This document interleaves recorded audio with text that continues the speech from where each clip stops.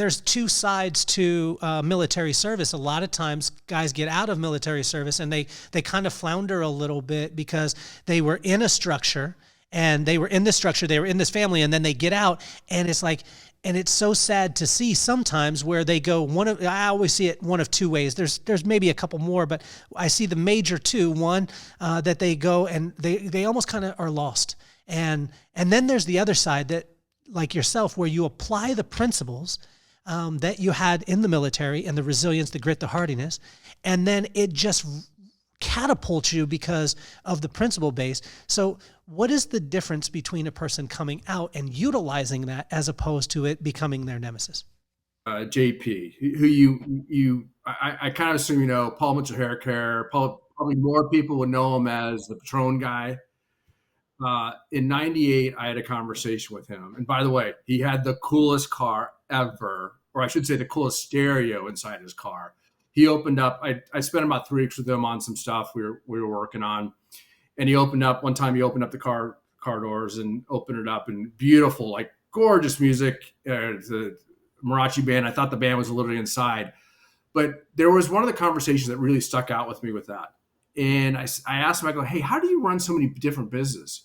And he goes, you got to learn the language. If you learn the language, you can transfer it. And so at the time I was doing this, I was getting my MBA, and it was he really validated why I was getting my MBA, because I don't know if the MBA really made me any smarter, but what it did is it taught me the language. And so it was taking that. And I became an MBA with an emphasis in supply chain. And then from that, IBM was hiring people to be supply chain folks. And so because I learned the language, I could go speak that language of a supply chain person at IBM.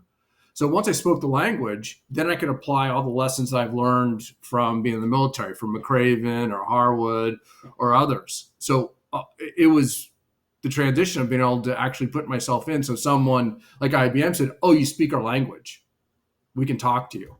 And that's probably the biggest thing, is I think that for the people that are having a hard time transition, you've got to find a niche, learn the language, because otherwise, if you don't, you're just kind of brought in as a trophy.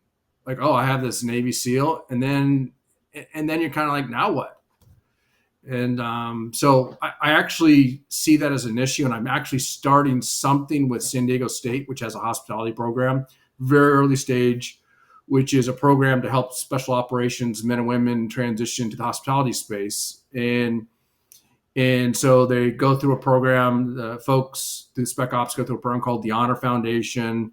They'll go through also through the hospitality program at San Diego State, and they'll learn the language. And it's really kind of passed on lessons that JP taught me. And I learned that going into getting my MBA, which was really to learn the language of what helped me transition to be able to speak the language and then go forward from that. So all these lessons are learned. I'm trying to get back to the community, the spec ops community, of like, hey, and then fill a hospitality need, because hospitality is in desperate need of people.